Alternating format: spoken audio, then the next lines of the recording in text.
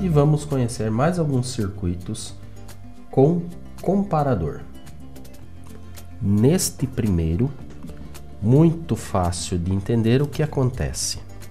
Eu coloquei um diodo Zener de 12 volts, polarizado como um Zener comum. A fonte é de 15, tá? A fonte aqui é de 15 volts. E ele regula para 12.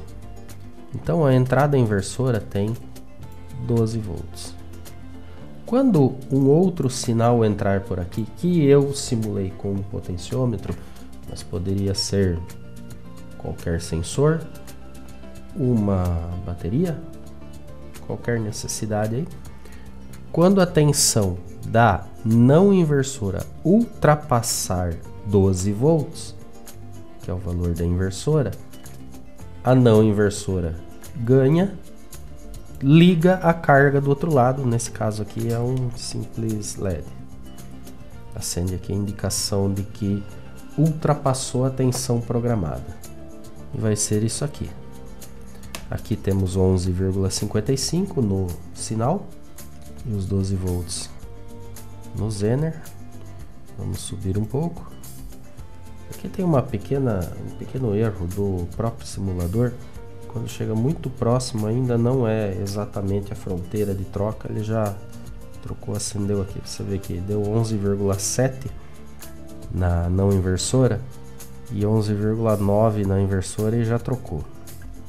Desconsidere isso, tá? Por favor, isso é um erro do simulador. O correto é a partir daqui acender o LED. Eu simulei um 741 mesmo, um circuito integrado comum. Então, quando a tensão ultrapassar a fronteira, acende a indicação que ultrapassou a tensão.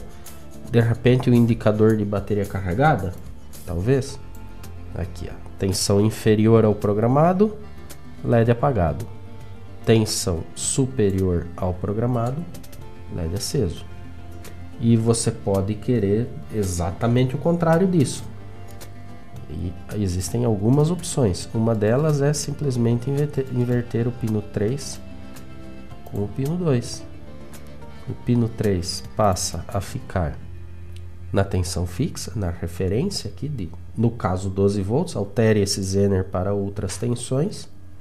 E a tensão que eu quero comparar é no inversor, na entrada inversora. Simulando, tensão acima, tensão abaixo do programado, LED aceso. Quando a tensão ultrapassar o programado, ultrapassou aqui, a entrada inversora 12 volts é maior, 12,4 no caso, é maior que 11,9, ganha a inversora e o LED apaga. Quer dizer, quando ultrapassar o valor programado, desliga a indicação. Um indicador de bateria em processo de carga. Enquanto está carregando, fica aceso. Quando acabou de carregar, apaga. Talvez. E por aí vai. A necessidade é mãe da criatividade, né? Certo? Então, esta é uma opção. Agora, nós teremos um problema se a tensão que eu quero monitorar é a mesma que alimenta o próprio amplificador, o divisor de tensão, o Zener, a referência. Por quê? Digamos que eu tenho um indicador de bateria fraca, mas que é alimentado pela própria bateria, que é para ver se está fraca ou não. À medida que a tensão da bateria vai caindo, tudo vai caindo aqui. Então veja a solução que eu encontrei. Não é a única, obviamente, né? Mas eu encontrei uma solução aqui interessante no sentido da lógica. Coloquei o Zener de 10 volts, porque aprendi no passado que 50% da carga da bateria é em torno de 10,5 volts. Me corrija se isso mudou, tá? Então 10 volts, muito próximo de 10,5. O que acontece? Enquanto a tensão for maior ou igual a 10 volts, o Zener conduz, fazendo com que essa tensão aqui, que vai no pino 2, no inversor, fique alta. E esse divisor resistivo, formado pelo resistor de 47K e pelo de 3K3, tem uma tensão muito baixa. Então, enquanto a bateria for maior ou igual a 10 volts, a entrada inversora sempre vai ganhar. A saída é negativa. No caso, não vai ser negativa, vai ser zero, né? Porque não está numa fonte simétrica. E o LED fica apagado. À medida que a tensão da bateria vai caindo, veja, isso aqui é só para a simulação, tá? Faz de conta que a bateria está aqui, tá? Isso aqui é só para simular ela. À medida que a bateria vai caindo, essa tensão vai caindo e essa aqui também. Esse que é o problema, vai caindo a tensão daqui e daqui. Só que, de repente, o Zener para de funcionar. E a tensão vai cair abaixo de 10 volts. 11,7, ainda tem 1,8 volt na inversora, 0,7 na não inversora. E a bateria está sendo descarregada. Veja, aqui é a tensão da bateria, tá? 11 volts, 1,1 volt na inversora, 0,72 na não inversora e continua caindo.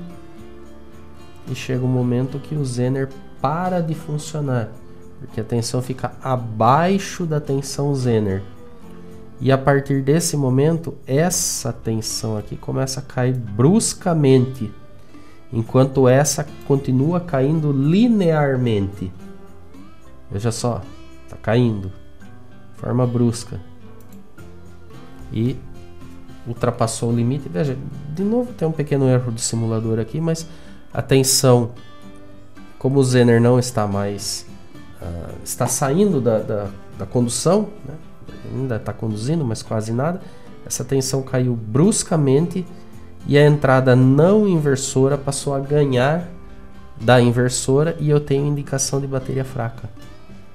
Cai para praticamente 0 volt a inversora, enquanto a não inversora vai caindo linearmente à medida que a bateria se descarrega.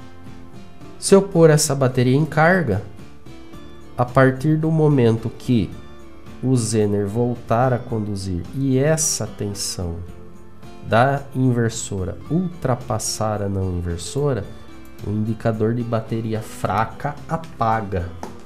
Não quer dizer que a bateria está carregada, né? Só sai do nível crítico. Para dizer que a bateria está completamente carregada, precisamos monitorar a tensão ali de 12,5, 13 volts. Pouco mais até que a tensão de bateria carregada, tá bom? Então este circuito aqui é uma opção para quando acontece essa coisa de que a tensão que estou monitorando é a própria tensão de alimentação. Esse circuito é muito interessante, didaticamente falando. No passado foi utilizado para detecção de passagem por zero. Do que se trata? É um circuito que percebe a passagem por zero da senoide e envia um sinal adiante, talvez para um microcontrolador, se for o caso, para os circuitos de controle, por exemplo, de um retificador controlado, um SCR, um TRIAC, alguma coisa nesse sentido. Ele percebe que passou por zero, somente aponta essa passagem por zero e o circuito toma a atitude necessária, de repente contar um tempo até disparar o SCR, algo nesse sentido, para fazer alguma coisa muito bem controlada. Foi bastante utilizado no passado, hoje, bom, pode ser usado também, não tem problema nenhum. E o princípio de funcionamento dele é muito interessante. Ele usa o slew rate. Lembra do slew rate? Dos primeiros vídeos? Slew rate é a velocidade de resposta do aparelho. Então, se eu tenho uma entrada em onda quadrada, exatamente, a taxa de resposta é em volts por microsegundo, geralmente. O que faz com que, vamos exagerar aqui, a resposta dele seja um trapézio. Porque ele demora um certo tempo para sair de uma tensão e ir para outra. Essa é a razão de resposta dele, né? E, como ninguém é perfeito, os dois amplificadores têm uma certa razão de resposta, ele tem um atraso, por mínimo que seja, veja a ideia do circuito. Entra uma senoide aqui, que vai ser monitorada, ela será ceifada por esses dois diodos, e com isso eu terei apenas o corte aqui em torno de 0,7 volts, né? Ao invés de ser assim, ela acabará sendo apenas assim. Isso também garante uma segurança, porque essa tensão aqui pode ser muito alta, né?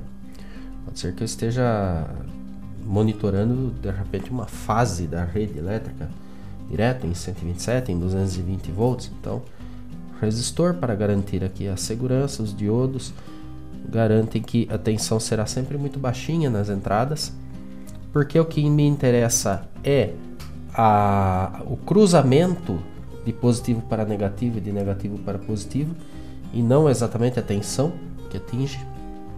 Então, quando cruza, digamos, quando fica positiva a senoide, quando ela fica positiva, a tensão aqui na entrada não inversora do amplificador de cima vai fazer ter uma saída positiva, até porque a entrada inversora dele está em 0.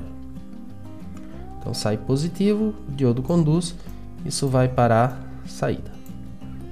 Quando a senoide ficar negativa, aqui fica negativo, esse amplificador vai para negativo e acaba que esse diodo não deixa passar nada.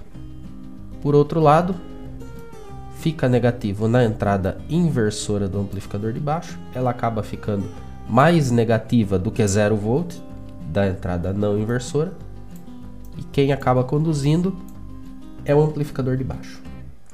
Você pode imaginar que, então, acontece que no momento positivo da senoide, quem conduz é o amplificador de cima, o diodo de cima. No momento negativo, quem conduz é o amplificador de baixo, o diodo de baixo. E, portanto, a soma dos dois será uma linha reta. Mas não é isso que acontece por conta do slew rate. Vamos colocar uns pontos de medição aqui e olhar o osciloscópio. Coloquei gerador de função, um pequeno amplificador aqui para aumentar um pouco o nível de senoide. O osciloscópio vai observar aqui o sinal de entrada, senoide de entrada. Vai observar a saída do amplificador de cima e a saída do amplificador de baixo. E a saída total gerada. Vejamos. Aqui, realmente a senoide de entrada, o que é o sinal. Vou ligar o canal B para observarmos o que sai daqui do amplificador de cima. E realmente parece uma onda quadrada. Porém, se pararmos o aparelho aqui e a gente dá uma esticada nele, ó, você percebe que existe aqui um desvio. Ele não é perfeito e nenhum amplificador é perfeito, tanto na subida como na descida. É o nosso slew rate. Bom, se eu tiver a curiosidade de saber o que sai aqui dos dois diodos, né? Chega uma senoide, mas o que vem dos diodos? O que os diodos entregam para os amplificadores? Acabam entregando isso daqui. Vou até ampliar aqui. Veja só. Ele ceifa a parte de cima. E como o que interessa para o amplificador é se passou de 0, já é o suficiente. Portanto, aqui em azul é a saída do amplificador de cima. Agora em roxo é a saída do amplificador de baixo. Veja que interessante. Ele se sobrepõe, mas como eu disse, acaba que ali, ó o slew rate fazendo seu serviço. E como no fim eu tenho a soma das partes positivas que atravessa os diodos, o resultado final será esse aqui. Olha, são algumas beliscadas, pulsos para o zero, que indicam a passagem por zero e que são exatamente, né? Exatamente a soma dessas duas ondas quadradas, que são mais trapezoidais e que são exatamente o cruzamento por zero. Vou voltar aqui o canal A, lendo a senoide. É exatamente a passagem por zero. Ali. Que interessante. Houve o seu tempo de ser muito útil hoje. Não sei se seria tão útil assim. O circuito, de qualquer maneira, é muito didático. Ele ensina bastante pra gente. Mostra algo interessante que foi usado como referência de início de senoide para antigos retificadores, como disse, retificadores controlados para motores de corrente contínua de ambiente industrial. Totalmente viável.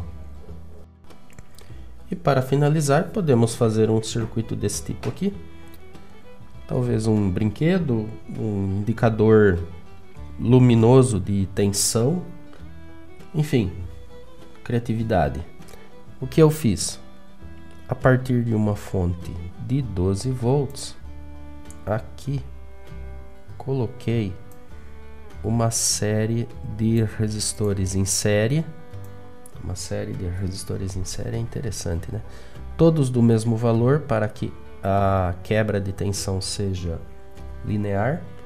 Então, com a fonte de 12 volts, 6 resistores, eu tenho 2, 4, 6, 8 e 10 volts. Dá para fazer isso com mais, com menos resistores, ou não usar uma forma linear aqui de componentes para quebra de tensão, talvez uma quebra logarítmica, fica a critério da necessidade. Com 5 amplificadores operacionais, nesse caso, que eu usei, cada um acende um LED. E aí, um circuito aqui em cima, que é um pequeno amplificador, porque o gerador de função não solta 12 volts. Necessidade ou não de um amplificador aí conforme o que será usado. Mas aqui você pode desconsiderar esse amplificador, porque o circuito mesmo é só isso, né? A entrada de tensão que será observada é aqui, nas entradas não inversoras. E aí cada entrada inversora tem uma tensão. O primeiro tem 2 volts, o segundo tem 4 e assim por diante. Quando a tensão de amostra ultrapassar 2 volts, liga o primeiro LED. Quando ultrapassar 4 volts, o primeiro LED já está aceso, liga o segundo. E assim por diante. E acaba tendo esse efeito aqui. Quando a tensão sobe, os LEDs vão acendendo em sequência. Quando a tensão cai, eles vão apagando em sequência. Talvez até um bar gráfico para música. Fica um efeito visual bastante bonito. Com LEDs aqui, talvez os 4 primeiros verdes, o último vermelho para indicar que chegou no pico. Aí é a criatividade, como disse. Pode aumentar o número de elementos aqui para ter mais LEDs ou diminuir para ter menos do que isso. De qualquer forma, é um experimento que pelo menos visualmente é bonito. É bacana montar aí num protoboard e observar o seu funcionamento. Com certeza existe CI já dedicado a isso, para fazer bar graph, que ocupa menos espaço, até menos custo, mas como aqui é para observarmos as ideias do que pode ser feito com o amplificador operacional, está aqui uma opção sem CI dedicado a bar graph, apenas amplificadores comparando as tensões. E fica bonito. E terminamos aqui essa sequência de vídeos sobre os comparadores, com alguns exemplos. No próximo vídeo vamos começar a falar do amplificador operacional como amplificador mesmo, não inversor, inversor, e aí vamos evoluindo na ideia, tá bom? Se gostou, considere dar aquele joinha lá pra gente. Se gostou muito, tem as opções aqui no YouTube, inclusive o valeu demais aí. Tem como se tornar membro, tem outras formas de apoiar aqui na descrição do vídeo. Como o nosso canal é para válvulas, esse aqui é um extra, né, nesse modelo de vídeo aula. Nós temos aí os vídeos de aula, esteja convidado aí, sinta-se convidado a assistir todos os vídeos. E se você gosta muito de válvula mesmo, tem os cursos de eletrônica a válvula, do zero até o amplificador, mas do zero mesmo. Se você não sabe nada de eletrônica, esse curso é para você. Porque ele começa do princípio, explicando o que é resistor, o que é capacitor e vai até o amplificador a válvula. E para quem já entende da válvula, tem o rádio valvulado. E estou gravando mais vídeos agora dedicados à construção de amplificadores de alta fidelidade. Projeto e montagem. Tá bom?